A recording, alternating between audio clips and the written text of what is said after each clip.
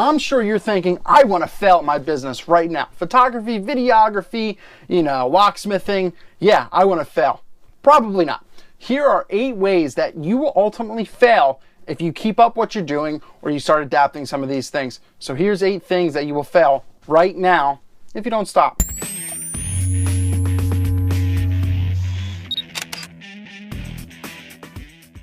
You have to market yourself differently from anyone else. You have to stand out in the herd. You have to get your SEO, your search engine optimization. You got to get your name out there in some way. So you can't market yourself the same way. If you see you're getting, if you have the same exact business card as 50 other people, you got to switch it up. You got to do something different. And it could be towards anything, not just business cards, websites, get on YouTube, whatever. It doesn't matter. You have to figure out a way to market yourself differently. Another huge way to fail is offering poor customer service skills. So basically, if someone needs something and you're just like, no, basically if you're a dick, you probably won't survive. Even though there's probably, bigger people up there that are like that. But, some small time, some run like us, sole proprietors, maybe LLCs on a lower scale. If you offer poor customer service, it's really going to come back to bite you. If you have low fees, that could be an issue. Once again, it goes back to how do I charge? I'm too intimidated to charge $1,000, $2,000 for weddings, events, portraits, whatever.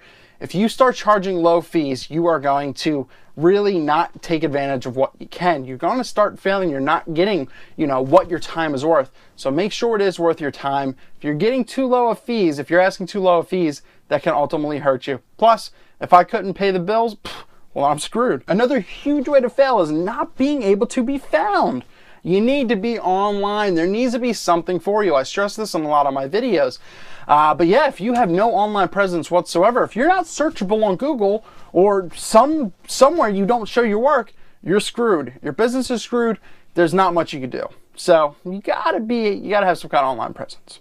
A huge way to fail, it's basically like the first thing, not differentiating yourself, is having the exact same package options for people. Weddings, engagements, bat mitzvahs, anything, it doesn't matter. Sweet 16s, if you're offering the same, I will offer you my time, my editing, my portrait, 2 CDs, 85,000 wallets, 17 4x6s, and 10 8x10s. It doesn't matter. It gets boring. A lot of people don't want all the extra junk. It's just crap to them.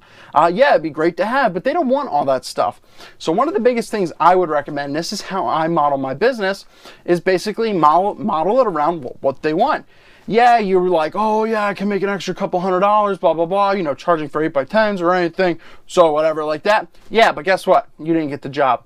So build it around your customers, get what they want. They might want certain things, and you know what? You look better, and you're gonna get the job. If you don't also try to get your own kind of style, you're gonna fall behind. So if you're trying to just emulate and copy someone's work without trying to put any of your twist in there, you can only go so far.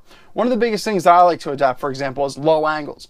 So a lot of my stuff, you'll see I'll take some of the typical way, all right, here we go. I'll lay on the ground to get a shot, and it becomes something really dynamic. It gives something different, something more unique, something that, that the client would never even thought of. Once again, that's our job as a photographer. If you are a negative person, you're really not going to get far in this business, in this world of, media arts.